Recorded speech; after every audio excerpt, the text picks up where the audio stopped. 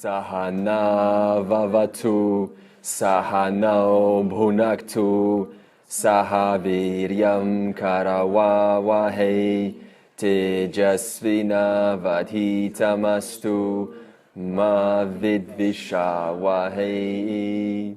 Om Shanti Shanti Shanti.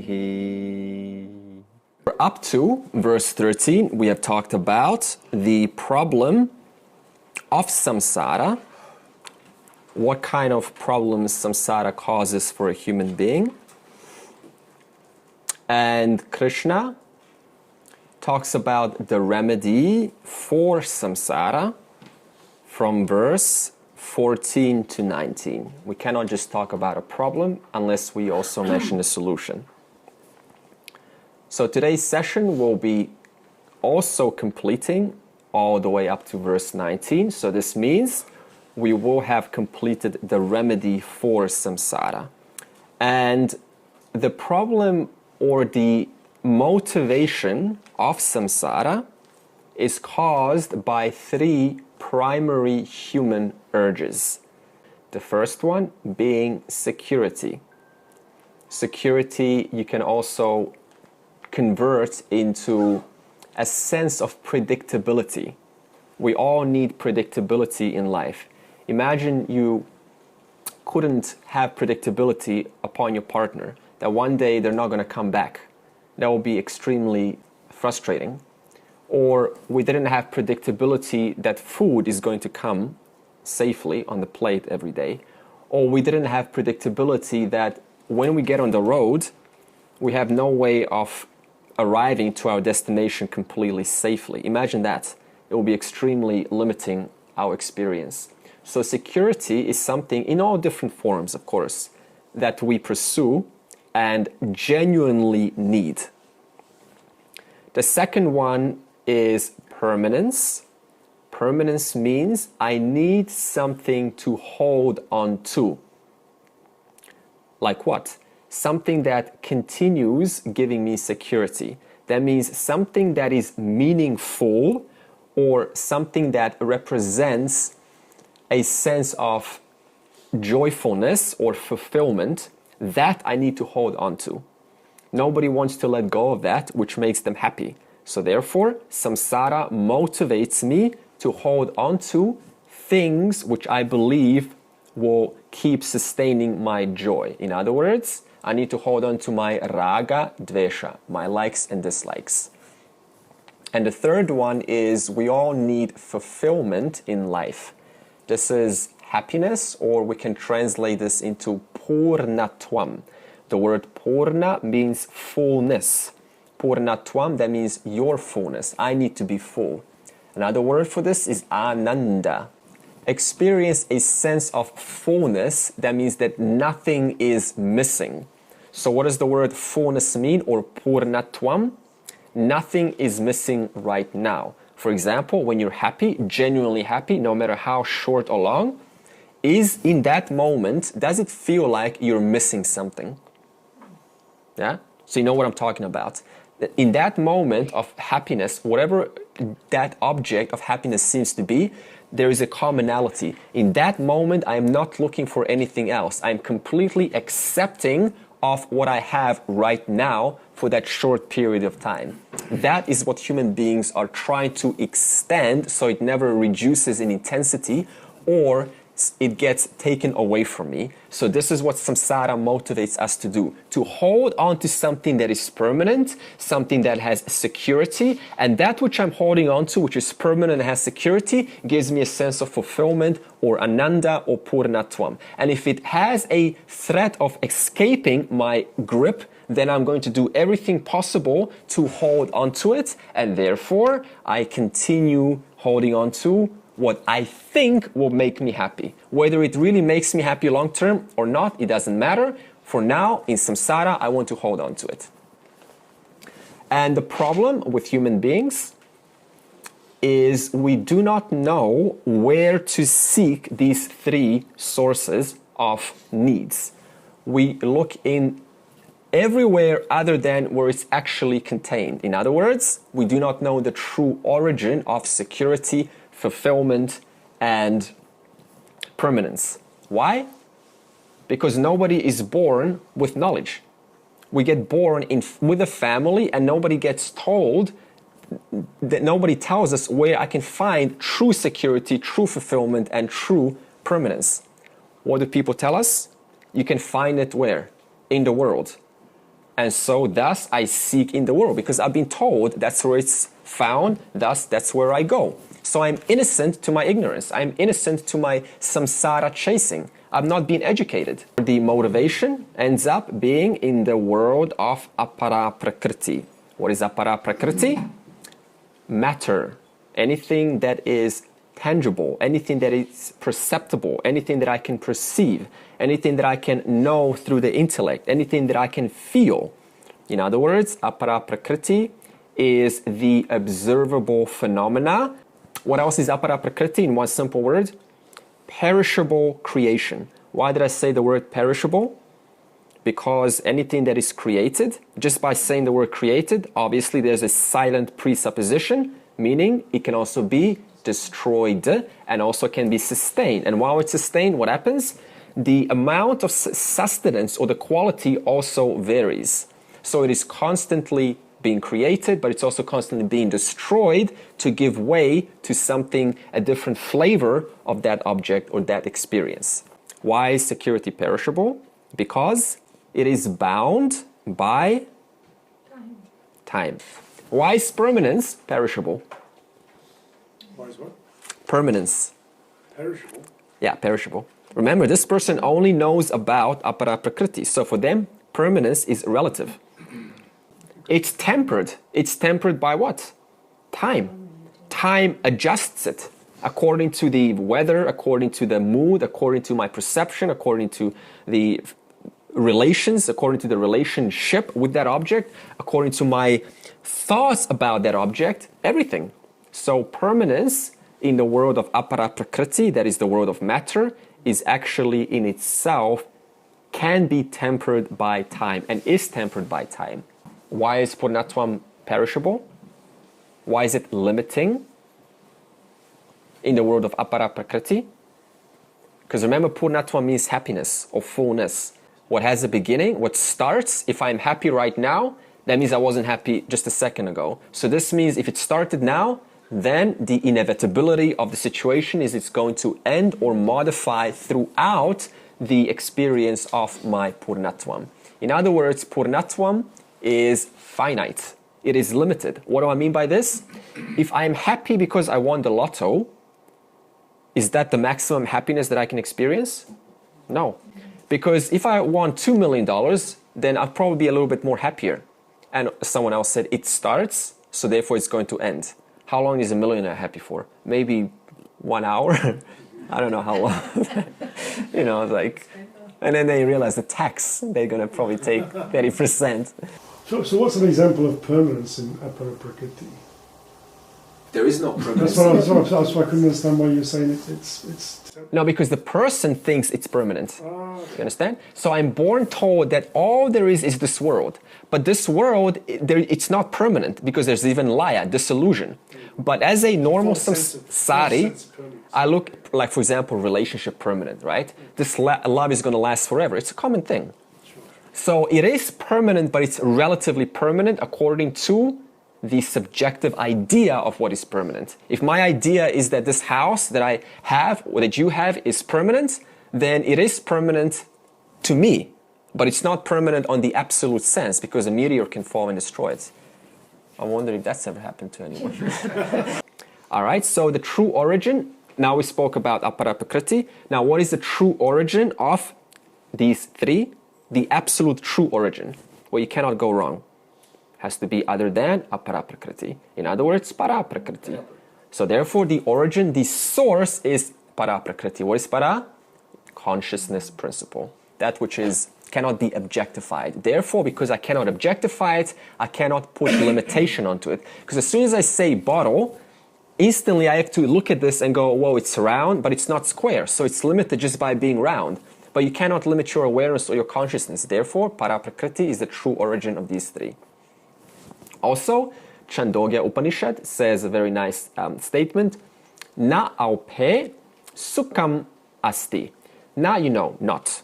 Aupe, aupaha is finite. Aupe is the locative. In other words, in the finite, sukham asti, na asti. So in the finite, happiness is not. In other words, there is no sukham in the finite. Why? Because it will end one day. It will end one day. And it will also change throughout my journeying or my transacting with it. And also it will bring me dukkham because I'm going to feel that it's going to leave me one day. So I need to hold on to it. What if someone says it does give me happiness? Then we say, yeah, it does give you happiness, but it's fake. Now, what does the word fake mean? As Jnani said, it is indeed temporary. So it's not entirely true to say it doesn't give you happiness. It does give you happiness, but it's not real happiness. The word real means something that doesn't end. Because where is it when it's gone? Why can't you be happy with momentary happiness? Yeah, of course. We're not saying that you can't be. We're just trying to analyze the transference, the conversion from momentary to that which is permanent, that has no ending. When I say fake, what I mean is that it was real, but it's no longer real once it's gone. So therefore, it was indeed fake. It was not absolute. It tricked me. Limited by time. It's limited by time. I got a new phone. It's not a big deal. I got a new house. It's not a big deal. I got a new place. I got a new whatever it is. It's not a big deal. So this not a big deal is what we start to recognize. And eventually, then we chase another high. Because the peak of that high was very extraordinary, was it not? Right? We go, oh, I had a memory back then. 30 days ago, I had a fantastic experience, but now it's gone. So now what do? I'm motivated to find another worldly experience to replicate the peak at some point in the past. So therefore, the samsara in this way continues and motivates me to keep reproducing what I've experienced way long ago. So we're all clear on what the word samsara means now. I am chasing soap. It slips. And then I chase another soap. I hold on to it, but it slips also. Now, what is the remedy to samsara? What is the remedy to this chasing, to this soap-like world, this slippery ice? We talked about the word surrender last week. What does the word surrender mean? Without answering, I'll give you a metaphor. Suppose you go to a friend's house, and they're in the house, and you open the gate and close the gate, their gate. And a dog that you have not seen before comes out, very vicious dog. And you're cornered in one little place. Now, scared, generally scared. It's like, big canine teeth. Are you just going to stand there and go and fight the dog? Huh? You're going to go, help! Who are you going to call to? Your friend. Why? Because the dog obeys his master. The dog is like Maya, like samsara. It grabs me. So if I just stand there and I go, no, it's okay. I am physically strong. I can challenge the dog. No way. I am emotionally stable. I can survive this. I can be detached from the dog. No way. I'm intellectually smart. I can do some clever tactic. No way. It's a vicious animal. I cannot win against this big dog. Suppose it's a tiger. It's even worse, right? I don't know who's going to have a tiger. So what do? I call to that one who is the master of the object which stands in my way, which is the dog. So in that way, surrender means what? I call out to help to the master of the producer of the three gunaha. In other words, the master is Ishvara, the dog is Maya. The Maya is the dog is the Maya. And surrender means I need to genuinely put away my sense of power that I can solve this on my own and call out for somebody else who is a lot more competent and powerful and indeed the master of this obstacle which stands in my way of navigating through the security, looking for permanence and looking for fulfillment. So therefore, surrender means what? One word, please. Think of ego. Calling for help. Another remedy is to acknowledge that only Purnatvam, fullness, is found where? Para Prakriti alone. What does Para Prakriti mean? Or what is it? That which is beyond time and space. Therefore, it cannot end. Another solution we spoke of last week is convert your ordinary life. Why do I say the word ordinary? Because there is no extraordinary life. Only ego will make ordinary into extraordinary. Because if my life is extraordinary, you don't think that. Only I think that. So all our lives are ordinary. So convert ordinary life into life of bhakti, devotion. This is good news. Why? It means you're not asked to change your life. You're just simply asked to look at things in a way of acknowledging the higher. The higher means what? Ishvara. Even when you call for help, if you've got doubts in your mind, like thoughts and things, that this, I'm not sure whether I'm going to get this out or whatever is blocking you, that's not surrender at all. Surrender is only happens when you let go of that ego, that there is any doubt or any thoughts of anything that I've got the power, that I'm not sure if that person got the power to do this. Yeah, exactly. So I'm surrendering to that one who can actually solve this doubt. I can't solve it, because if I did solve it, I would have done it by now. So therefore, I have to let go of my idea that I can solve it. I can just implant an idea and say, please help me, and then let it go. Because what do we usually do? We continue thinking about it out of lack of faith. Like, well, the solution hasn't come. I'm not happy with this. Come on, help me. It doesn't work like that. So we put out the intention one time, and then through your faith alone, you let the right answer come when it's deserving to come, not when I want it to come. Because Ishvara knows a lot better. Ishvara's laws and orders know a lot better than I do. Sometimes the answer is not supposed to come right now, because the timing, according to the highest good of all, is not right. So that's where faith comes in.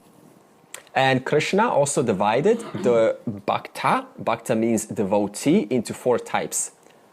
Artaha, Artharthi, Jijnatsu, and Jnani. Just for a quick revision, Artaha means when crisis comes, magically devotion appears. Before, no devotion at all. Some problem comes, suddenly I invoke the power of Lord, please help me. Artharthi, I have a constant transaction with God. That means I will put 10% of charity into a foundation as long as you keep giving me, make my wife or husband happy so that I can be happy. Or, for example, I exchange one transaction with another. I have a business transaction with Ishvara. Jijnatsu is when, before answering, what happens when you keep getting suppose you have a secret admirer and someone keeps giving you flowers on and on and on and on, and they refuse to reveal their name.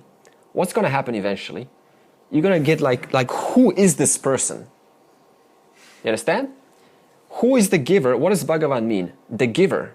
We talked about the 6 opulences. When I keep getting, because Bhagavan is the giver, when I keep getting, eventually I start asking, who is the one who gives me all this? Just like the secret admirer. You want to now go and research. You take fingerprints on the flowers, right? You go through a database of people. You really go into a full-on investigation. Who is this person? That's what a jijnatsu is. As a result of seeing these constant opulences, wealth, and health, and all of these things that I keep getting, I start inquiring, who is this giver? And then I start to get into the stage of a jijnatsu. And then that leads eventually to a jnani. And also Krishna said that amongst the 4 bhaktas, only a jnani is the one who is able to truly fulfill these 3 urges, or has fulfilled those 3 urges. That means security, that means they're living fully in security, they're living fully as permanence, and living fully as purnatvam, as limitless ananda. The former 3 are in discovery of what a jnani gets to enjoy as a result of what? The hard work that went to arrive at that stage of jnani bhakta. There's actually a story, Saint Ekanath, who got water from the Ganga river in Varanasi and wanted to offer it to a temple to worship Rameshwara. That's a deity, a personal Ishta Devata. And on his way to the temple, he saw carrying the bucket of water, the holy water of Ganga, a thirsty donkey. And what did he do? Did he go to the temple? No. He offered the water to the thirsty donkey. In other words, my intention was Rameshwara, but I saw a thirsty donkey and instead I chose to satisfy or appease the thirst of this deity. So what does this mean? This is a sign of a Jnani. All that I see is one. No one is more special or less special. My intention was Rameshwara, but now I see a thirsty donkey that is also Ishwara in the form of a donkey, thus I give and appease the donkey's thirst. Or Goswami Tulasidas, you may have heard of him also. He says, everywhere I look, I see Rama and Sita. In other words, I prostrate to all. What is Rama? Symbol for Paraprakriti, Sita, Aparaprakriti. Therefore, I prostrate to all because I see only the truth. I see only the total. This is another example of a Jnani. A non-Jnani will say, I only see God in my spouse or in my child. A Jnani will say, I see them all equally. When I say see, I'm not talking about physical, I'm talking about understanding, assimilated knowledge.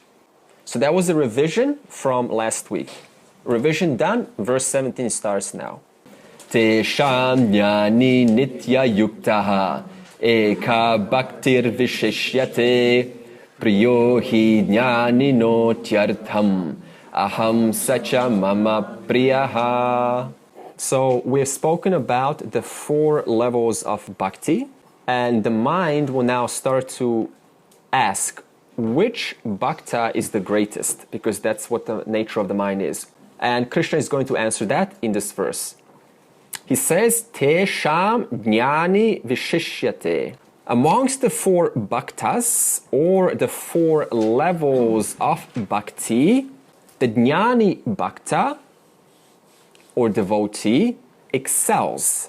Vishishyate means is the greatest. Thus, he is the greatest of all. This is an important verse because it's going to remove 2 major misconceptions regarding a jnani or a wise person. And the first one is, people often think that following bhakti alone, I can attain liberation. I don't need jnanam. Right? This is the Kali Yuga. Jnanam is not possible anymore. We're in a new age. We need to be in the heart. We're too intellectual today, so you need to be in the heart. So this is the first misconception. So all I have to do is just devote, and I don't need to have any special knowledge. I just need to surrender to this deity, to this Ishta Devata, and everything will be taken care of. This has a purpose. I did not put it down nor up. I'm just saying it is used for a certain purpose, which is to purify the mind. They also say that jnanam is the driest sadhana. Vedanta, it's too dry. It's just intellectual. However, this is not true. This is just a misconception or a false idea of what Vedanta is. I talked about the misconception. I will talk about what is the correction to this misconception. Is firstly understand that both devotion and karma yoga, the only sole purpose is for mind purification. That is it. So they do indeed serve a purpose. Also, you cannot escape from the stage of jnanam. Jnanam is the last stage before moksha. So therefore, everyone arrives ultimately to jnana yoga, to knowledge. Because as I said, how can you fully love unless you know what is it that you're loving? In other words, love demands knowledge. And what do the bhaktas do? They are loving Krishna. So what's going to happen eventually? I'm going to start inquiring, who is this Krishna? Thus, I then naturally transfer into jnanam. I devote to my deity, and as a result of that devotion, I establish love for that deity, and thus to know more about, to love him or her more, I have to investigate even deeper who they are. Thus, I get taken into jnana yoga. So now we ask, what is jnana yoga? Is it meditation? No, why not? Because in meditation, you cannot discover something new. You can only gain what's already been gained in the past. That's the first point to understand. It seems like I'm getting something new in meditation, but that is only as a result of the assimilated knowledge from the previous studies. So it is not meditation. Again, what is Jnana Yoga? Sharanam, Maranam, and Vidyasana. Chapter 434, systematic and consistent study of Shastra for a length of time under the guidance of a competent Acharya. That is the definition of Jnana Yoga. What kind of Shastra? Any kind of Shastra?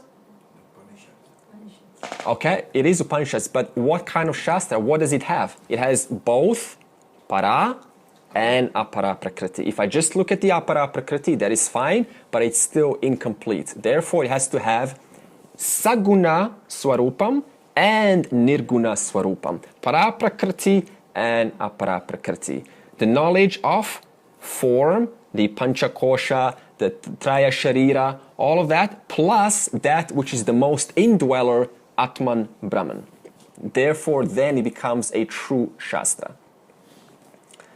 Also, for example, in the Bhagavatam, a commonly studied text, and they're very beautiful short tales, and they're meant to convey both the para and apara aspect of reality.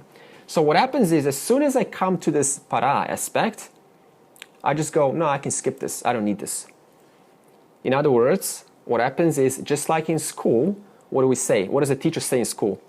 Kids, we're not going to have this in the exam, we can skip this.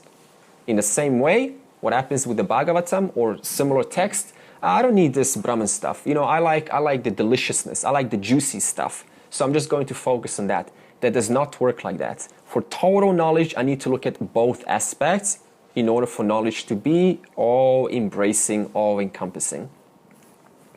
Misconception number 2. If you are a Jnani, you cannot be a Bhakta. Why? Hey, what are you devoting to, man? It's all one, right? Common misconception. What's the correction to this misconception? If you think like this, that you cannot be a Bhakta, a devotee, if you cannot go to a temple just because you have self-knowledge, if you cannot pray to this Ishvara just because I know I am the self, if that is the case, the fact is Vedanta has not been assimilated, it has only been listened to. Only Shravanam, no Mananam or Nididhyasanam. A Jnani is in fact the greatest Bhakta of all. There is no greater Bhakta than a Jnani. Thus, it is okay to still worship and continue going to the temple and everything that you have already done. But what's the difference? So I'm only doing it for the one. And that one I am not separate from. Whereas before, what am I doing it for? Someone else. There is a difference between the devotee and the devoted. Now, the action is the same, but the devoted and devotee are known to be one and the same essence. Just like there's no difference between the entire ocean, that which is being devoted to, and the wave, which the devotee happens to be the form of. What is it that inheres both the ocean and the wave? H2O. Thus, I'm only devoting to none other than, in fact, there is no I, because the devotee is H2O, the ocean is H2O, there's only H2O everywhere. So the summary is, amongst all devotees, Jnani is Vishishyate, the greatest of all bhaktas. Now, what kind of Jnani? Advaitam Jnani. Paraprakriti Jnani. Nirgunam Jnani. Now, why does he or she, who is this he or she? The Jnani. Why do they excel? Because Nitya Yuktaha, the first line, they are ever established in my nature. In other words, they are ever steadfast, ever rooted in my nature. Whose nature? Who's this my? Who's speaking? Krishna, and Krishna represents Ishvara. Ishvara represents what? Higher nature, Paraprakriti, and lower nature, Aparaprakriti. Whereas in Dvaita Bhakti, Ishvara is subject to arrival and departure. Ishvara comes when I think, When I don't think about my personal deity, Ishvara is not there. So therefore, then I miss, and then I have a need to pray again. In Advaitam, Bhakti, God is never apart from me. Why? We just said, Nitya Yuktaha, I am ever established in the total. If one is ever established, what is there to be away? Where is the awareness there? The understanding is the self is never away from Ishvara. They are non-distinguishable. So this means that the Jnani is Ishvara Nishta. What does this mean? Nishta, firmly rooted as the highest truth. In the total, as the total. And a Jnani is also Abheda Bhakti. What does Abheda mean? Absence of distinction. In other words, the Jnani's Bhakti is Abheda Bhakti. Meaning what? There is no distinction between the one that's devoting, the devoted, or the materials that are being used as a means of worship for the yajna. The essence is one and the same. For example, stevia is sweet. Sugarcane is sweet. There is a featural difference, is there not? But what's the essence of both? Sweetness. In the same way, Abheda Bhakti, where's their identity? In the essence which inheres everything that I worship to. There is a featural change. One temple is different from another. Rama is different from Ayappan or Ganesha. But what's the essence of all? Paraprakriti, Nirgunam, Brahman. Now, we're going to get into the topic of love, and I'm going to integrate it. How does the word love fit with this bhakti? So Krishna says that Jnani is the greatest bhakta. In other words, the greatest lover. That means that Jnani has the most love. So we explain this. In the Brihadaranyaka Upanishad, it poses a question and it says, what is it that a human being loves the most? What are you going to say?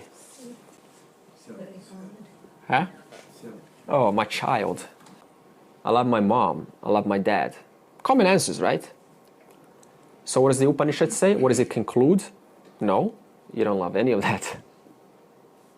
Nobody loves anyone. Everyone loves oneself only. Because there's only one self. There is no one else to love other than yourself. Actually, this is a bitter truth to hear. It's like, no, that's not true. I do love. Because instantly the ego says, it has a good opinion about itself. Like, I'm a giver of love. I love. So you cannot say that about it. I'm an exception. No, you're not. We only love for our own sake, never for someone else's sake. For example, I love you. Why? Because as long as I keep loving you, then I keep receiving your love and I keep enjoying that. In other words, I love you so that you can love me back. In other words, I love you for my sake, not for your sake. Because if I stop loving you, are you going to love me back? No, you're not going to love me, but I want to feel loved. So for me to continue feeling loved, I have to continue feeling loving you. And as long as that transaction keeps going on, I'm happy, you're happy. I want to make you happy. Why? Because as long as I keep making you happy, you're happy. And if you're happy, I'm happy. So I make you happy for my sake, not for your sake. It just appears like I'm doing it for your sake, but I have to do it for your sake because it's actually for my sake also.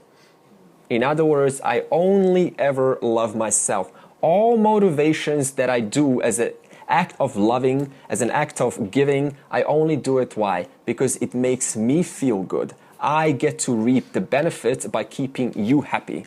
If I make you happy, I like that. There's no trouble in my life. I feel complete. So I do whatever it needs to happen for you to be happy, so that I can be happy. So the truth, the conclusion of the Brihadaranyaka Upanishad is that we do everything for our own sake. Okay, they don't feel loved, but what's the problem? Why do they not feel loved? Is that your problem? Huh? Is that your problem if they don't feel loved? Well, yes and no. Because, see, if I say you don't love me, that means that I lack love in myself. So I need what? external validation to hear that you love me so that I can fill up my love bank. Therefore, I say, please tell me you love me. In fact, the common phrase in the West, I don't know if this is in India or anywhere else, is I love you. So what does this mean? That's in the Western world. Yeah. Love towards myself is doubtful. I doubt my own love. I don't know if I'm worthy of love.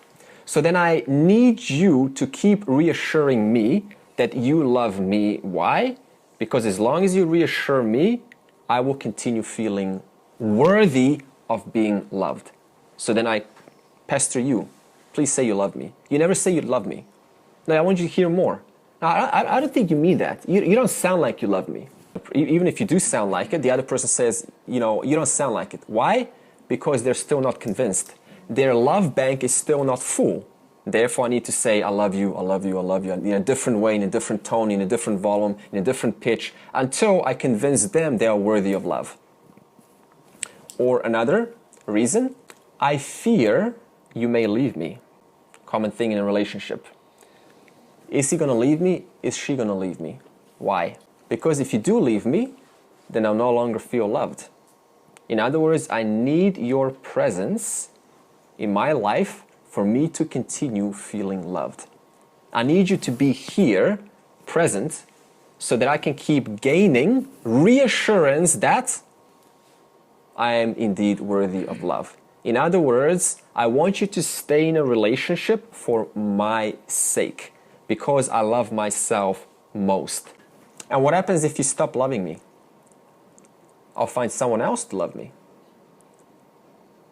I'm not going to stay in a relationship if you don't love me. I'm not going to go look elsewhere. So then if I don't keep receiving that love, then I start to contemplate, how can I get out of here and start looking for someone who's going to keep loving me, so that why? So that I may feel loved. In other words, it goes back to yourself only. And what happens if the love is not conducive anymore? What happens when you got an overburnt pancake? You throw it out. Yeah. In other words, when the love is not conducive, then I reject it.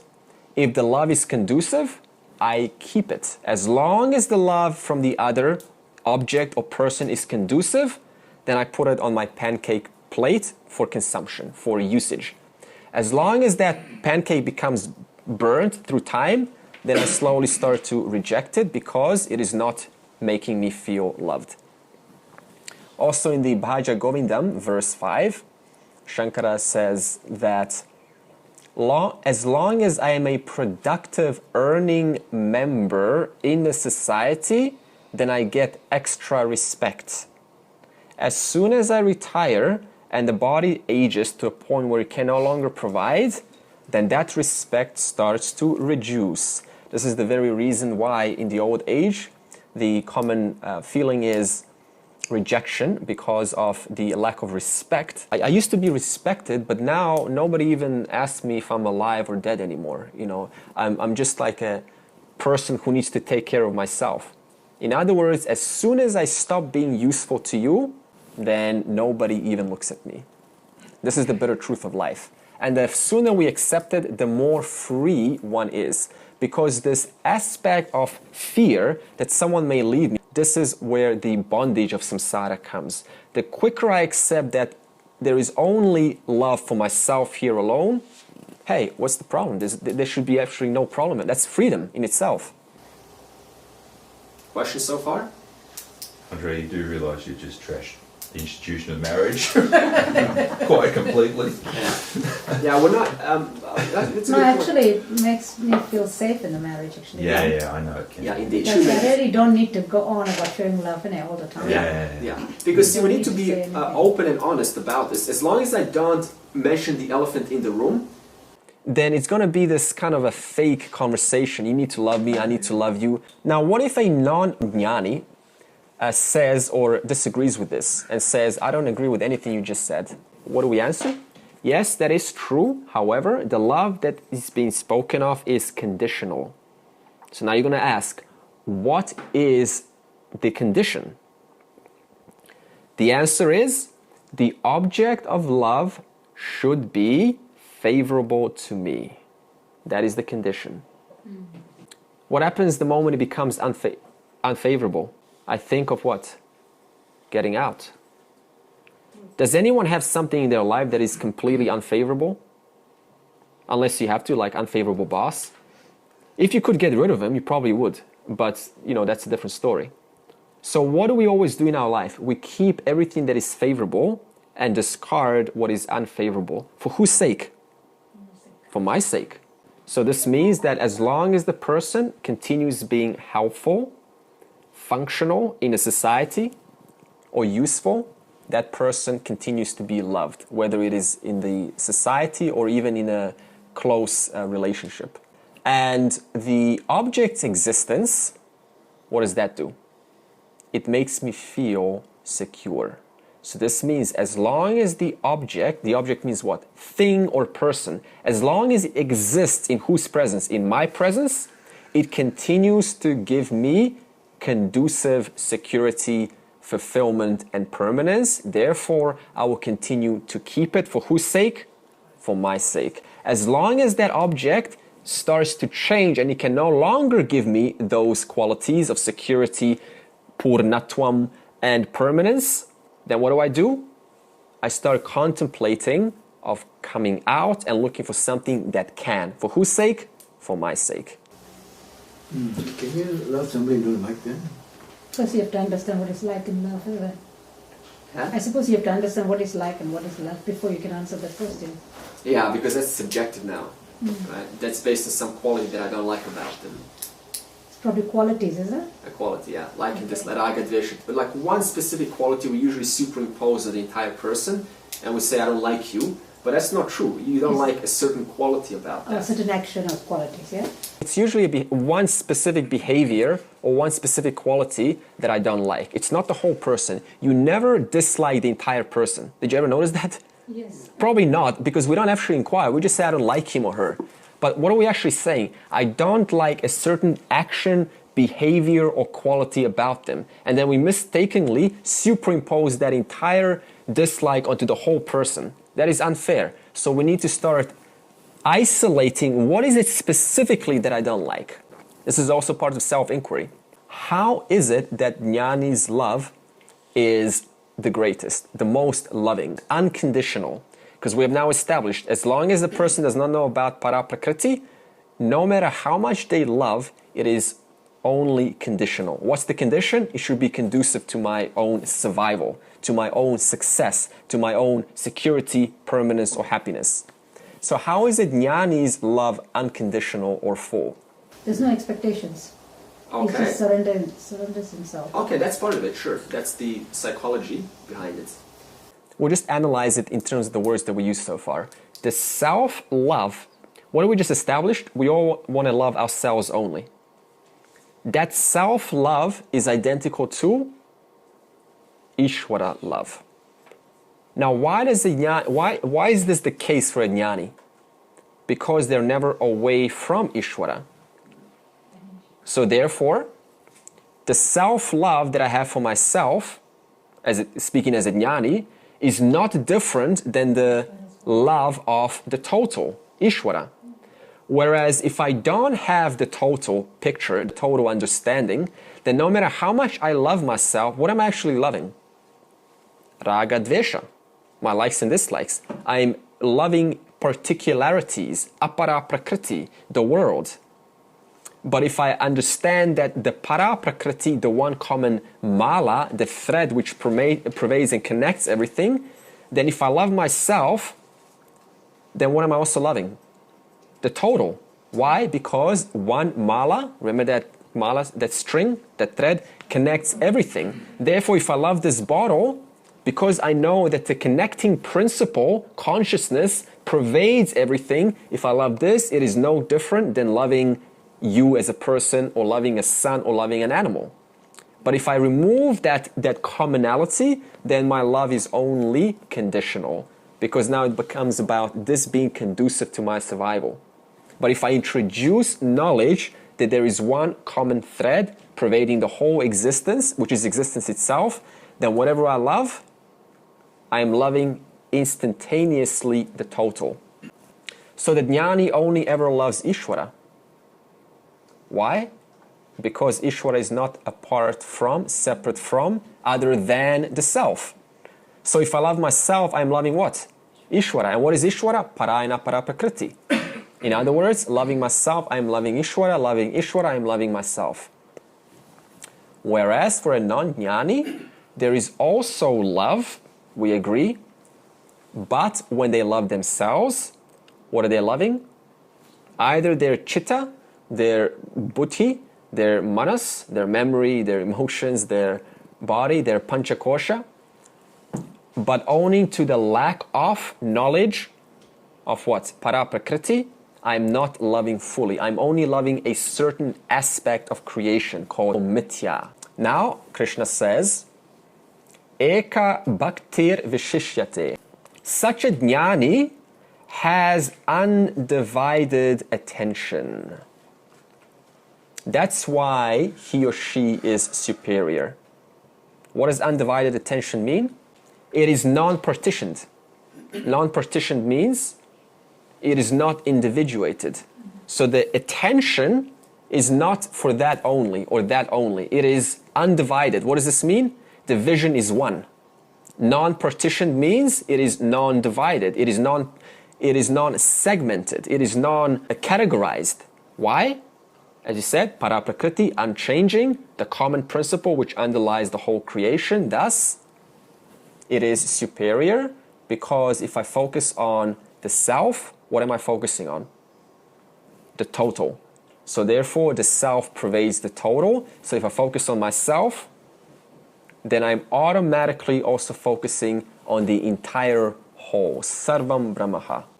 For this jnani, I am the dearest one. Why? Because the jnani has identified myself, who's the myself here? Ishvara, with him or herself. That's why I am the dearest. And then he says, Aham Satcha Mama Priyaha. This should be easy to understand. Aham, I, Saha, he, Cha, and Mama, to me, and Priyaha, pleasant or dear. So in other words, I am dearest to the jnani. Why? Because he or she is closest to me, capital letters me, Ishvara. Why are they closest to me? Out of all the individuals, why is the jnani the closest to Ishvara? Yeah, one with Ishvara, because jnani's love is not apart from the total love. Vyashti and samashti, the microcosmic, macrocosmic love, are one and the same. Therefore, they are the closest. Why is the non-jnani further away? Because a non-jnani, that means the first three bhaktas, are loving what? The object or the panchakosha. Whatever is happening in the panchakosha is what I love. Actually, we'll read number 17, the blue one. Among them, the wise who is ever steadfast and who has undivided devotion is superior. For I am very dear to the wise person, and he or she is very dear to me. Any questions so far? Maybe a bit of clarification with the micro and macro being the same thing. If you were an atom and you looked at a molecule, then the molecule would be the macro. If you were a molecule and you looked at a limb, then you would be the micro and the limb would be the macro. As a human being, you're the micro, and what is the macro? The total. Whatever angle you look at it from, there's always that micro-macro relationship. Yeah. But they're all adhered by the one same common denominator, which is, for example, in the case of the ocean, the micro would be which one? The wave. The macro would be the entire ocean. And what's the common sharing principle? The water, the H2O. Now, verse 18, we do it together. Udara sarva evaite jnani twad maiva me matam astittak sahi yukt atma mam eva nutamam gatim. So in verse 17, we talked about the bhakta of a Jnani. So this is now going to make a person feel bad, perhaps, and they're going to say, well, it sounds like Bhagavan is only voting for a Jnani. What about the rest of us? So we have to now address the rest of us, right? So Krishna reassures and says, Udarah sarva evaite. All devotees are indeed great. We all feel good now? Okay, whether it is artaha, artharti, or a jnatsu, everyone is great. Why? Very common sense. A Jnani only arrived to a Jnani bhakta because of there were at some point, at some previous lifetime, or this one, a artaha, artharti, or a jnatsu. So this is just a natural progression that takes one to a Jnani. The only difference is between the Jnani and the former three. Jnani twat maiva me matam. A Jnani is indistinguishable to me. Me being Ishvara here. For the other types, that means the former three, Bhakta and God are different. That's the difference. In other words, love towards God as an artaha, artarti, or jnatsu is conditional. In other words, this is a Mahavakya right here, verse. Why? Because it is declaring the aikyam, meaning the sameness between the Jnani and Bhagavan. They are indistinguishable. And then we can pose a question and ask, what is the greatest of a Jnani? Or what is the greatest Jnani? And then the answer is Sahi Yukt Atma. Or what is the quality of a greatest Jnani? He or she has a committed or an integrated mind. What does this mean? Very clear about their purpose in life, or their direction or their destination. Extremely clear. What does this mean? A Jnani is clear that the only goal in life out of the four Purusharthas is moksha. Yeah, everything else is just as a means to the highest. So they are a Purusha of commitment, in other words. Why did I not say Jiva of commitment and Purusha of a commitment?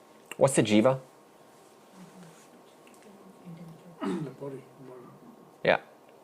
Brahman, seemingly conditioned, superimposed by the Panchakosha. And therefore, that person does not know that the innermost indweller is Atman. Whereas a Purusha simply means the word person. Now, unfortunately, we have never defined the word person properly in English, so that's why I'm going to stick with the word Purusha. Purusha means person, but what does a person mean? That one who is devoid of any roles. They are free of the roles. That which is the most innermost essence of the individual is Purusha. Therefore, Purusha is, in other words, Atman. Clear? How that word is actually a husband in Tamil language. Is it? Purusha. Yeah, well, it's like Rama, represents the Paraprakriti. Okay, now he says, Mam Anutamam Gatim Astitaha. So he or she, the Jnani that is, has come to the highest goal of life. Now we're talking about a Jnani, which is what? Ishvara. Whereas a Artaha or an Artarti also has goals, no doubt. Everyone has goals in the world.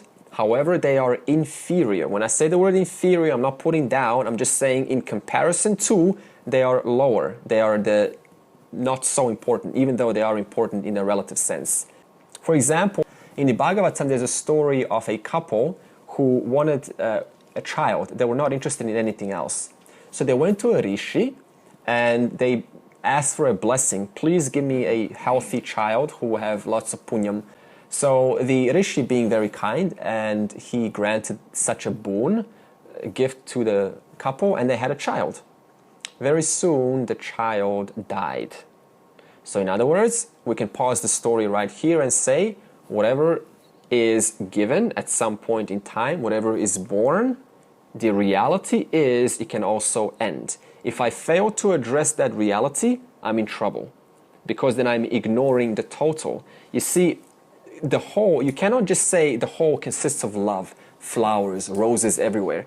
The whole includes everything. This is why Arjuna chickened out when he saw the vision of the total in chapter 11, when Krishna showed him, Virat, the big body, the entire body of the universe. So we have to accept the reality of life. There is birth, but there is also death. So then the parents obviously mourned, and they came back to the Rishi and said, we loved our child so much, we want you to give us a boon to be able to speak with the child. And they were granted this boon. So then the parents invoked the boon and said, you are our child and we're your parents. Now, luckily, this is not, the psychic clairvoyant mediums. So this child is a little bit smarter. So this child says, what parents are you talking about?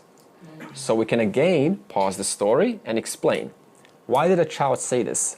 Relative to the body, I have certain parents. When I drop that body, the connection breaks. So that child lost the body. That body has a parents called whoever they were called. When that body leaves, that connection is broken immediately. In other words, I was asking for something that is limited in nature. And that's when the parents realized there is no real benefit, there's no real point asking for limited goals. So they started asking for something much higher. Now, you're going to ask, what about the Western psychics? Why do they invoke individuals and the dead people? And the dead person will tell you exactly all the details about the family that is alive. How is that possible? So obviously he's not going to... Total person who is alive, I invoke the total, and out of that total, I invoke one single aspect. And that aspect I receive. But that aspect, that Jivatma, who travels through different bodies, has also had many different other parents. Okay? So this parent today is invoking them, and therefore they're receiving the connection based on the relationship that they've had while living. But that is just one single potential. There's also this potential from the earlier aspect, maybe 50 years ago. There's this aspect, there's this aspect, there's this aspect, there's this aspect. There's countless of aspects. So what's the big deal about invoking dead people? You're just invoking a single aspect. That's why you go, oh, I'm happy. But you're not invoking the actual child because the child is free of the bodies. Now makes sense? Yeah. So then the couple realized that Artha and Artharthi are indeed relative accomplishments. What does relative mean? They are accomplishments, but they are valid for whom? The person who is invoking it. This is valid, but it's relative to what? To the person. So therefore it is important, but it's not the absolute. It is very limited in its aspect. It is one potential. So the conclusion is, any gain other than Ishvara is inferior. This example, inferior. Because what have I invoked? One aspect of one single Jivatma. Why is it inferior? Because it will end. The conversation that I'm having with the dead person is going to end. Then what? And whereas Ishvara is not a relative accomplishment, Ishvara is the absolute. Why? Because Ishvara means the total. Now let's read 7.18. All these devotees, that means the first three, are certainly noble. However, the wise man is myself. This is my teaching, because with a steadfast mind, he or she has resorted to me alone, who am the highest goal. A Jnani devotee is my own self, because they're identical. Now verse 19. Bahunam janmanam ante jnanavan mam prapadyate vasudeva sarvamiti samahatma sudurlabhaha. 7.19. Krishna is going to say that the 4 stages of bhakti cannot be done in a single janma. It's unrealistic because we only get 100 years or whatever we get. It's way too short to accomplish all of these 4 stages. It takes time. Okay, next verse. No, there's more to it. So let's give it a demonstration. How is it that artaha and artarthi takes a lot of time? Just an example so you can see how we get trapped. Imagine that you need water, like very thirsty at a remote place. And Bhagavan comes and says, hey, would you like water or would you like me? What do you say? I'll get the water once I have Bhagavan. Yeah. Okay. Yeah, exactly. So it's only one option, one or the other.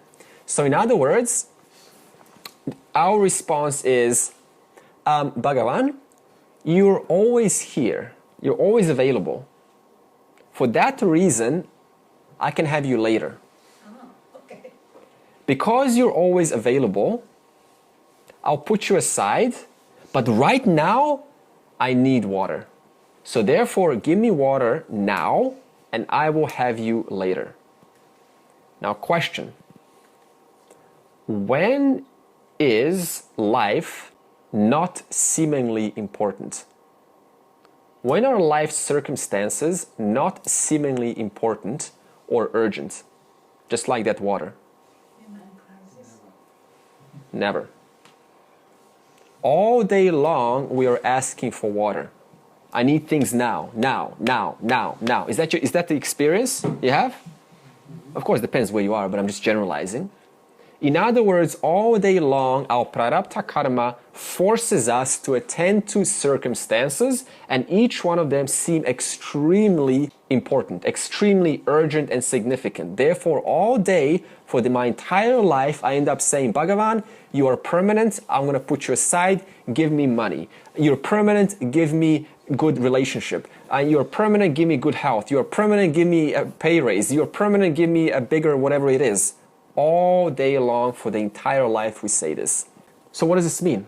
When problem comes, first thing we ask for is removal of the problem. I'm talking about artha and artarthi. That's a common experience. Problem comes, I need the problem solved right now. Please remove my problem. I want to go back to pleasantness. For example, a hungry person, do they need the Gita?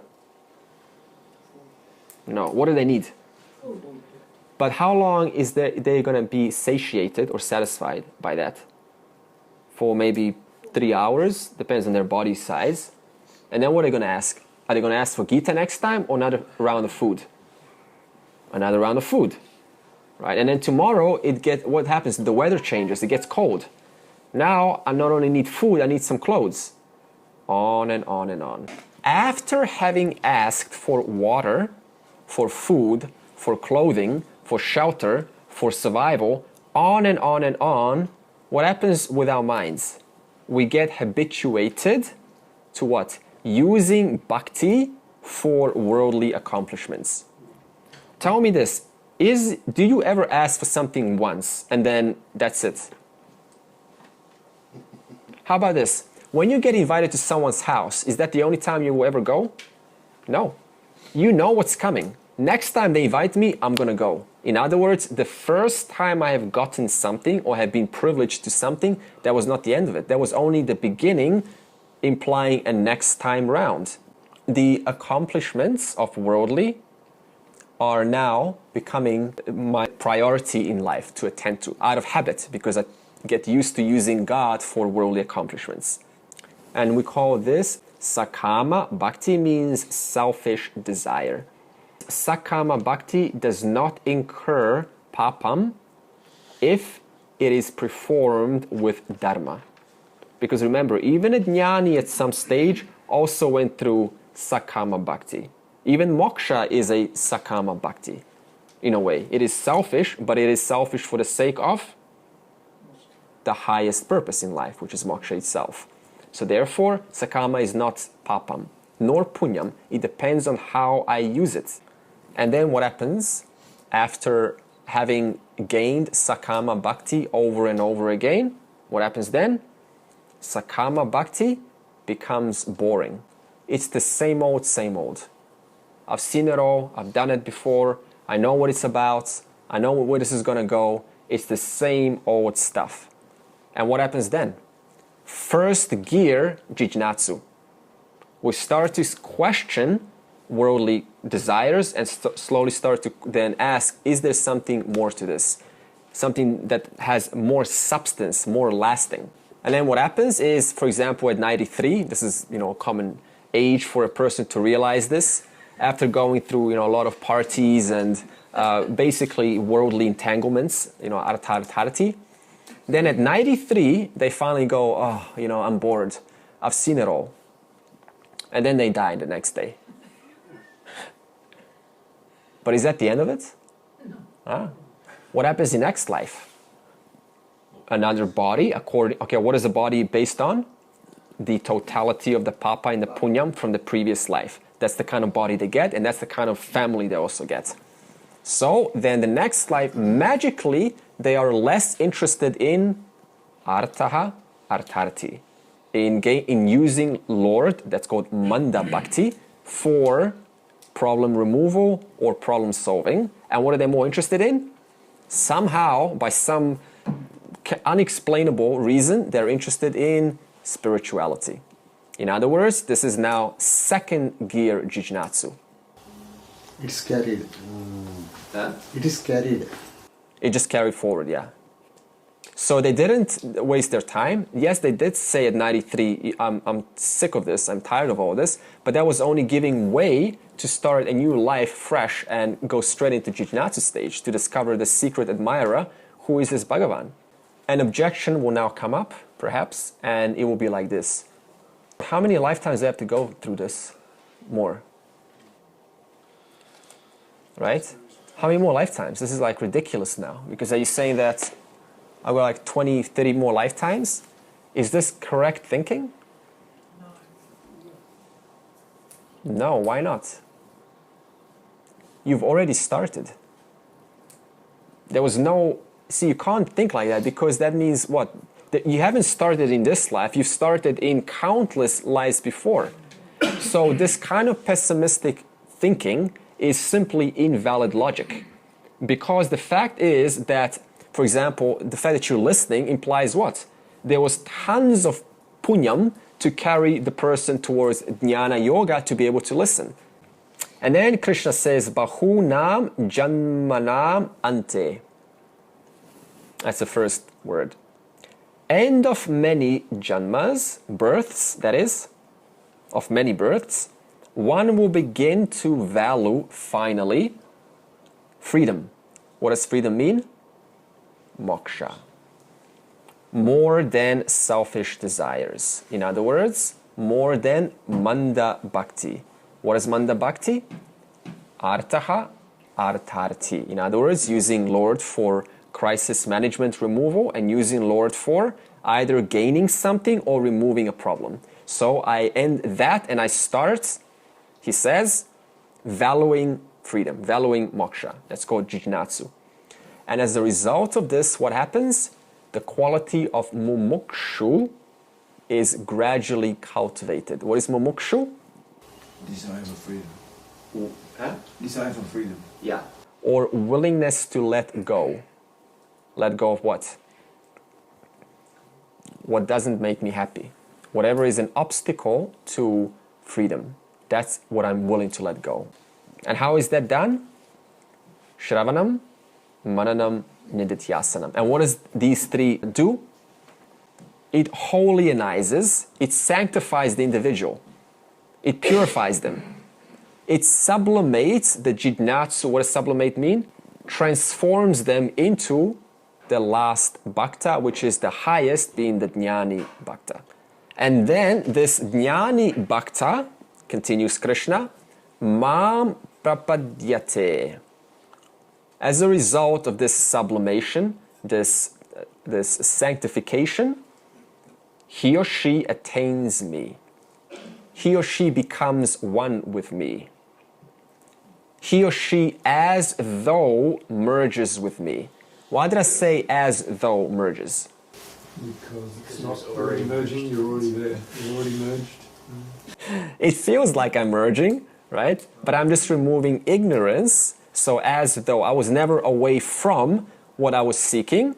I was always pervaded by myself, by the truth, so as though I am coming closer. In other words, the gap between him, that is the Jnani, or her, Jnani, and me means Ishvara, is removed. The gap. There was no gap in the first place. But it feels like there was a gap because owning to ignorance. Now, what is Jnani's Jnanam? What is Jnani? A wise person. What is Jnanam? Knowledge. What kind of knowledge? Vijnanam. What is Vijnanam?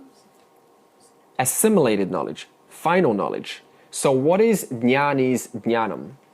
Vasudevaha Sarvam. Vasudevaha is Krishna. And this Krishna is everything. Everything means para and apara prakriti. And it is not referring to personal God. Why? I'll give you a tip. Because the word sarvam was used. What does sarvam mean? Everything, everywhere, Omnipresent. never not present, all the time, and beyond time.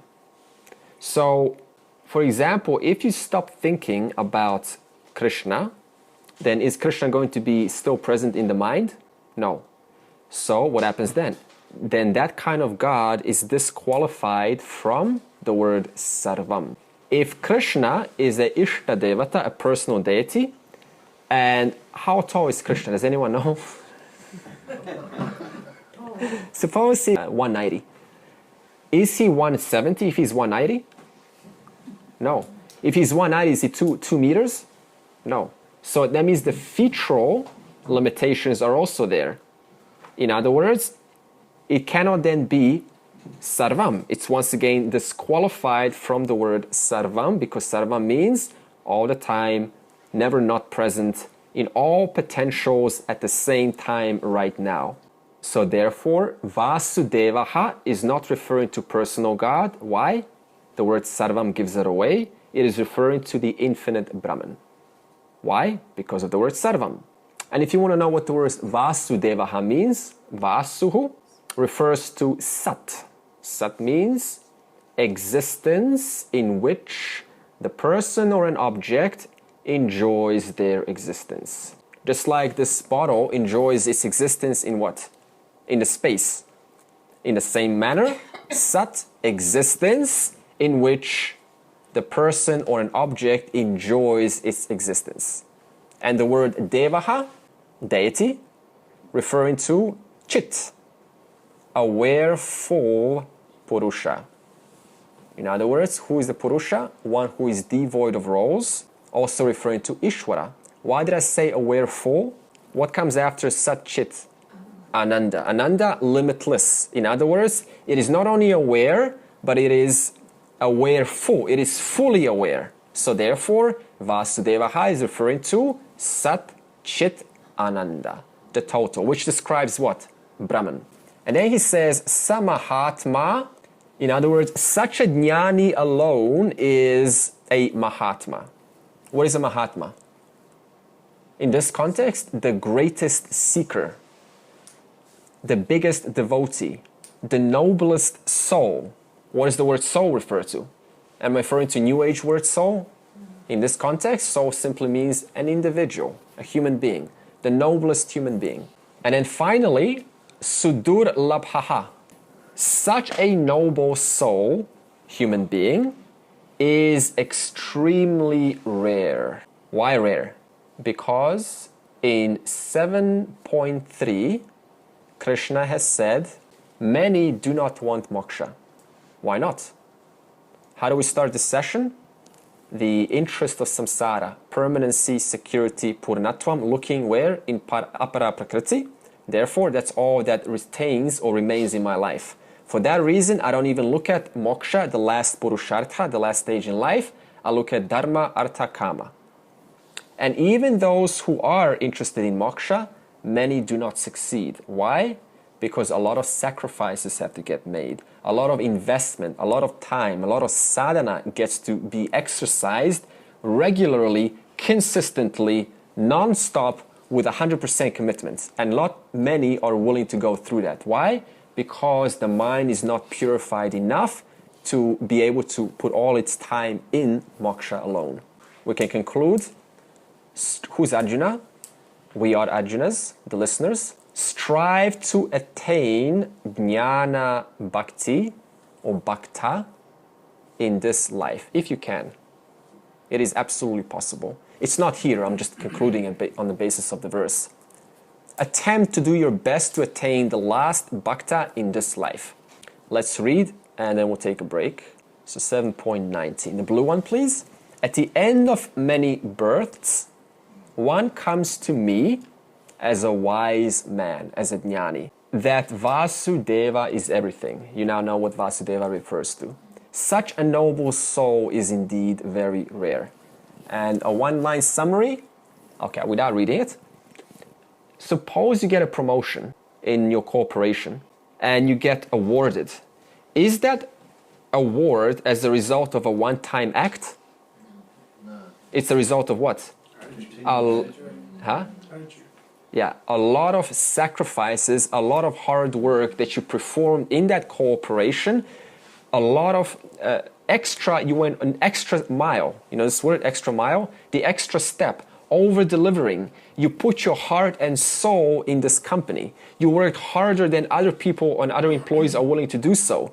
You were like insanely passionate and committed to giving your best towards the company. And the result of that, what happens? You eventually get recognized and therefore you get a promotion. In other words, a Jnani does not come from a one-time act. It comes as a result of many, many, many moments in many lifetimes that causes Jnani to finally shift the eye from the limited body, mind, intellect to the limitless self. Comes through many lifetimes, a lot of hard work, just like the employee. Is there a difference between a Jnani and a Rishi? Yeah, Rishi can also be non-wise. We also have non-wise rishis, but they're very intelligent. They can have indirect knowledge, called jnanam, whereas a jnani is only vijnanam, total knowledge, assimilated knowledge, living it. Kamai stair hrita jnanaha prapadyante nyadevataha tam niyamam astaya parkritya niyata swaya. Verse 19, last verse that is, we have concluded the remedy to samsara. And Krishna has reminded us how to do that. In one simple summary, he said, convert our bhakti to higher bhakti. Now, Krishna is going to, in verse 20, enter a new aspect of devotion, which we will hear him classify bhakti into two types.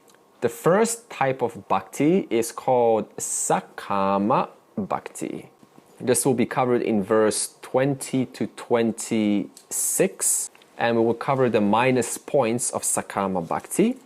And the second type is called Nish-karma bhakti. This will be covered in verse 27 to 30. And we will talk about the advantages of Nish-karma bhakti. So we will get to compare both. So before we move on, we will revise the word bhakti, what it means. And the word bhakti means devotion and worship of Ishvara. There is two aspects there, meaning both. One of them is an attitude of worship, and the second is an act of worship. If I just have an attitude towards Ishvara, but I don't act, then that's not full. That's just not practicing it. So I need to act out the attitude which I've learned in the class. Now let's explain Sac-karma bhakti, the first category. This means using bhakti for finite ends. That's why it's selfish desire, because selfish desire always gets you finite ends. Which is fine, it's relative. It's meaningful for the person, but it's still finite. So this means that devotion and worship is used for accomplishing relative goals. That's called Sac-karma bhakti. And it is also commercial bhakti, business transaction bhakti. I give you something, you give me something, bhakti. I will do this for you in exchange for that. So this is also okay. We're just not calling it good or bad, we're just mentioning it what it is. And what kind of results does this bhakti give? Finite. That means it is limited in what it gives. And now you're going to ask, what is a finite goal? Because we said Sac-karma bhakti gives finite goals, finite results. Next question, what is a finite result? First one, dharma. What is dharma? Anything that gives me punyam. Why is it limited? Because like a rocket flying to outer space, is its fuel going to run out? Yes, it will. So therefore, when punyam runs out, I am back to square one where I started. And dharma is used to attain higher realities, to go to a higher loka, to a higher state after death, of course. And the loka that you go to, is it finite or infinite? Finite. So whatever loka we go to, even this loka means reality, is limited in itself. For example, here we experience the limitation of living only 100 years maximum. We experience the limitation of having to eat in order to survive, keep our bodies alive. So even in heaven, there's a limitation there. Why? Because heaven began, I went up there, and because I went up there, I will be eventually coming down. Next one, artaha. Artaha means material accomplishments, material wealth. Why is this limited? Because anything that is a resource-based material decays, ages. The relationship with it modifies according not only to my age of the body, but also my mood. Remember, as little children, we could go on a roller coaster, not that all of us have been probably, and we found it extremely fun, right? Roller coaster. Like the most fascinating thing. We could first thing after you come back from like a jump, a parachute or skydiving or a roller coaster, what do we say? Let's go again, right? As an old person, heart attack. So why?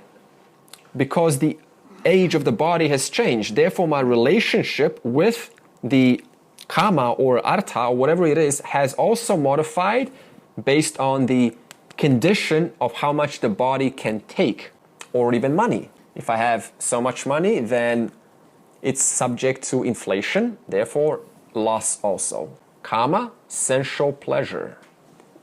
That is limited based on also the mind, also the body. If the weather is really good, then I would probably hug you.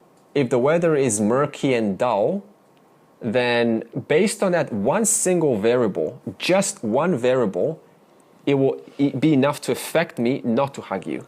Or let's not even hug, just namaste, for example, because we don't all hug. So there are so many variables that determine how much pleasure I can experience.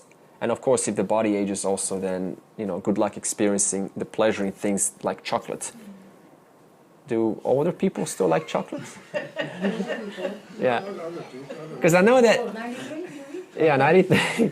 So dharma, limited based on the punyam. Artha, limited based on the resources and based on my relationship with those resources. And kama, how much I can experience pleasure or enjoyment or satisfaction or fulfillment or yay, more please. All of that depends on my mind, my body, and my beliefs and what I value at any one moment of time. We can also generalize all of these Sac-karma desires with different languages. For example, what is Sac-karma bhakti? According to general religious language, anything other than goal or desire for Ishvara is Sac-karma bhakti. According to Vedantic language, what is Sac-karma bhakti? Anything that is of material nature. We call it anatma. Why? Because it is finite, it is bound by space and time. According to Katha Upanishad, what is Sac-karma bhakti? Preyaha. Anything that is easily attainable, anything that gives immediate satisfaction in life, easy to get, easy to enjoy, is preyaha. It requires no sacrifices. I see chocolate, I have. But what is the other way? I see chocolate and I think, is this really conducive for my body? Does my body need this? That takes a lot more courage to do that. Next one, Nish-karma bhakti. What is it? This bhakta, devotee, is not using bhakti for material ends. So this means there's only one other option. If I don't use it for apara prakriti, I have to then be using it to attain para prakriti, to attain fullness, purnatvam, or to discover purnatvam. That's a better word, because to discover means it was already there all along. And this purnatvam is what Krishna symbolizes in the Bhagavad Gita. I use the word symbolized intentionally because we're now going to get a crash course about symbolism, why we have so many different devatas in different religions, and what is the purpose of so many. So we will now explain what is the symbolism behind so many gods. The word Rama has the letter A in it. Yes? The word Krishna has the letter A in it. Yeshua, like Jesus, Christ, has the letter A in it. So what do they all share? Letters from the what? The same alphabet. In other words, they all are pointing back to the one same alphabet. In that case, what does Krishna in the Bhagavad Gita represent? The one same Ishvara. So this means that in the Gita, Krishna symbolizes the ultimate end, called moksha, the highest purushartha. In that case, what do other deities, that is other than Krishna, represent? Sac-karma or Nish-karma? Sac-karma. So therefore, Krishna represents Nish-karma bhakti. Anything other than Krishna in the Gita alone represents Sac-karma bhakti. And also we have to be cautious here, because you can also take Krishna very easily, and this happens in certain, like the Hare Krishna movement. Krishna can also be taken as a personal god in Bhagavad Gita. And this is the mistake. Why? Because then we are limiting Krishna and converting him into Sac-karma bhakti. So this is where symbolism is very important. You need to know what are these deities in these shastras actually represent. Nish-karma, that is para-prakriti, or Sac-karma, that is apara-prakriti. So what does Shiva represent in us? I will get to Shiva, I will get to Ganesha, and I will get to others. For example, Krishna in the Gita has form, has size, has age, also is subject to birth and death. So this means if I look at Krishna as a person, then I am limiting him to limitations. I'm putting limitations onto him. This is fine. This is also okay. But this is not what the Gita Krishna is referring to. But what happens then if you turn that personal God into a symbolism of infinity? Then what happens? That personal God converts from finite into infinite. Now, how did that happen? By my own... I did it. I instigated it. So to me, I turned a personal deity, a finite entity, into that which represents the infinite. For example, what does a small flag represent? A small flag represents what? The entire country. So is the flag limited? Yeah. Yes, it's limited in color, it's limited in size, it's limited in shape. But what is it representing? The entire country. And suppose the country is all there is. In other words, the limited flag now, by my conversion, is now representing the entire whole country. So one flag represents one country. But what do all flags represent? All of the countries which depend on what? The one total globe. In other words, what does one personal deity represent? One aspect of truth. What do all deities represent? The entire whole. So what does one flag represent? One country. That country depends on the entire globe. What does another flag represent? It represents a different country, but that country also depends on the entire whole. In other words, all of the flags are pointing where? To the one same whole. all of the personal deities are pointing where? To the one same truth called Ishvara in Sanskrit. If you want to call it God or Lord, Bhagavan, it doesn't really matter. The point is, they all point to the one same principle. For example, we have Rama, we have Krishna, we have Ayappan, we have Zeus from Greece, we have Ra from Egypt, we have Zoroaster, we have Yeshua ben Yosef, Jesus, we have Ganesha, we have Shiva, we have whoever you want to name are all what? Individual flags pointing to what? To the one same truth. So now this should clear up already why we have so many different deities. Because they are pertinent to the personality which the person happens to be resonating with. If the personality of Krishna is sweet and juicy, and I happen to be sweet and juicy personality, then I'm going to be attracted towards Krishna. If a deity is serious and calm, and I happen to be serious and calm, then that deity I will be attracted to. In other words, it does not make sense to put down other deities. Why? Because they're all representing the one same whole. Making sense so far? So we have established that the finite deity can represent the infinite. How? By my own instigation, what I put onto it. Now, what's going to determine whether the deity is finite or infinite? Shastra. What do I mean by this? In the Shiva Puranam, Shiva represents the infinite. All other deities represent limited principles.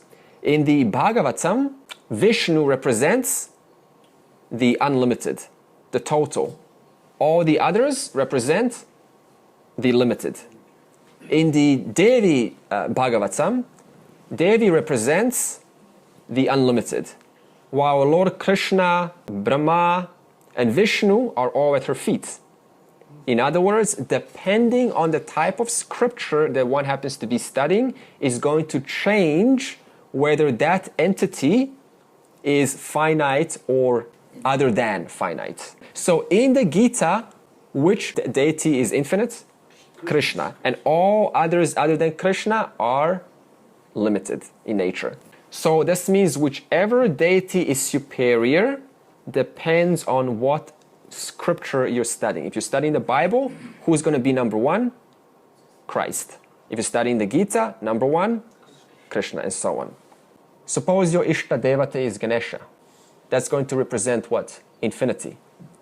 Then for you, if I start talking about Krishna, then for you, Krishna is going to represent other than what Ganesha represents. The point is they both represent infinity for the individual person. A metaphor for this is, suppose you have a checkbook. Is there any value in a checkbook leaf? No, it's value neutral. How do you inscribe value to a leaf of a checkbook? By writing a certain amount onto it. So as soon as I write, I do it. As soon as I write an amount, it becomes from value neutral into something that is worthwhile, something that is valuable. In the same way, you can present me 100 deities. What I write on each depends on whom? Myself. And who am I going to select? The one that resonates with my personality. So now this should put an end to trying to judge other people's deities, because they're only attracted according to their personality with the deity that represents or suits their personality. For example, even it happens in India, you got the Vaishnavas, they say Vishnu is number one. And the Shaivas, they say Shiva is number one. But what does the Shastra say? Both have not understood the true essence of the Veda. They are both number one, depending on what value you have inscribed upon each deity. So in the same way, whatever value you've inscribed, that is true for you, but it's not true for someone else. So now let's integrate this teaching into the Bhagavad Gita and this verse number 20. In the Gita, Krishna represents whom? The infinite. So therefore, all other deities represent the finite. Example, in the Bhagavad Gita, Sac-karma Bhakti is symbolized how? As Devata Bhakti. It is other than Krishna Bhakti. So Sac-karma equals Devata Bhakti. Devata Bhakti equals limited results. While Nish-karma Bhakti, that means I'm worshipping the ultimate truth, then that becomes Krishna Bhakti. So therefore, worshipping Krishna in the Bhagavad Gita, what am I worshipping? The ultimate truth. If I'm worshipping a Devata from the Bhagavad Gita, what am I worshipping? A limited aspect of creation. In the Shiva Puranam, for example, what is Sac-karma Bhakti? Vishnu or Ganesha. What is Nish-karma Bhakti? Shiva. Now, Krishna is going to say, Kamaistai hrita jnanaha prapadyante anya devataha. Some bhaktas are only interested in finite ends, meaning dharma, I only want punyam, kama, I only want sense pleasure, I only want satisfaction, and artha, I only want wealth. What are the two biggest industries in the world? Wealth and entertainment. And then he says, because of the finite ends which they worship, they get finite results. For example, if you worship Lakshmi, you're going to get what? A lot of wealth. But are you going to get health? No. So I'm getting one single aspect. If I worship Ganesha, what am I going to get? Removal of certain obstacles which I need for my progress. But what kind of obstacles? Specific obstacles. What kind of obstacles? Obstacles that I think need to be removed for me to move on. But what if they're actually not obstacles? What if there are much more obstacles than I happen to know? In other words, I'm still invoking a finite result. What if you have a Surya Devataha? You're invoking what? Power of perception. That means I want to be very alert and sharp, but then what about communication? What about energy? You see, so whatever Devata I invoke, I'm limiting the result based on what that Devata can provide. I'm isolating the benefit just on that. So that is the minus point of worshipping a finite Devata, Sac-karma Bhakti.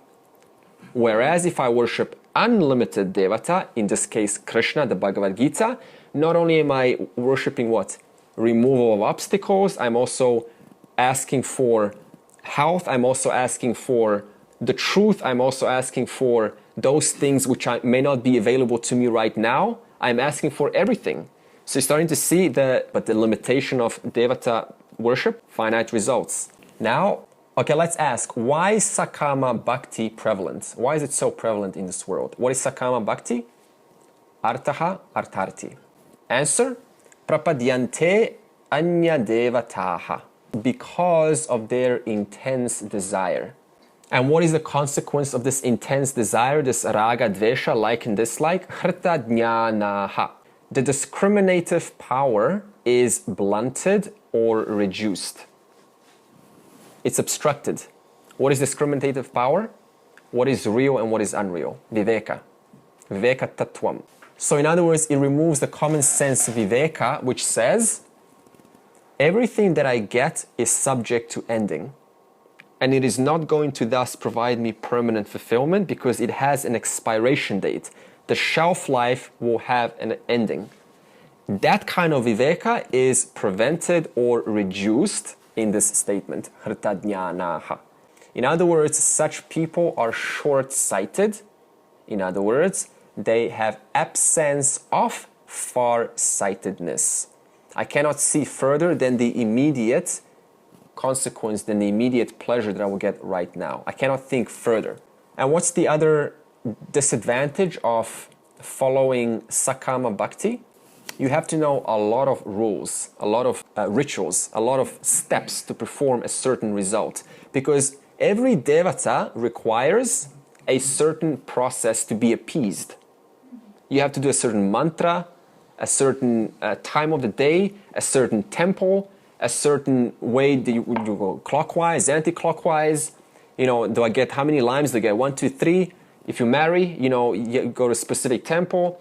I take one mala, I give one mala, I exchange another mala, I go around, I get tied in knots and so on. I say certain things. It's a constant learning, trying to remember tons of rituals, tons of mantras, tons of everything, and I have to maintain it every single day. So what's the minus point? Tam tam niyamam asthaya. They religiously follow all rules for the sake of what? Gaining the benefit of worshipping that devata. I will religiously follow a protocol for Lakshmi in order to keep gaining wealth. Now, tam-tam here is repeated. Why? Because every rule associated with every devata. That means tam for one devata, tam for another devata. That means every devata that I worship requires me to have a certain religious protocol to perform in order to extract the benefit which that devata is intended to provide. And then finally, why do people follow such rules ongoingly, non-stop? Despite this enormous amount of remembering, protocols, religious precepts, why do we follow that? Prakritya niyataha. In other words, because of intense raga dvesha, meaning what? Like and dislike.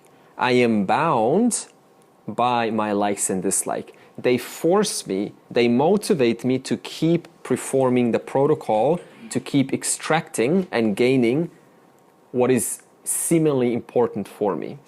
So I am bound, I am under their spell, under my own raga dvesha. Now the word prakriti means swabhava. Swabhava means personal likes and dislikes.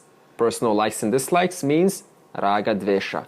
Raga dvesha means one's nature. That's why it says here, driven by their own dispositions, by their own nature. And finally, since raga dvesha are endless, what happens is the individual is controlled or enslaved by their own karma, their own actions. So therefore, the person keeps on doing more actions to satisfy more infinite raga dvesha, and then they get stuck in where? Sac-karma bhakti. Governed or compelled by their own nature and deprived of discrimination by various finite desires, they resort to other deities by taking to various disciplines, various religious protocols. Sarve bhavantu sukhinaha, sarve santu niramaya, sarve bhadrani pashyantu, ma kaschid dukkha bhag bhavet. Om Shanti Shanti Shanti.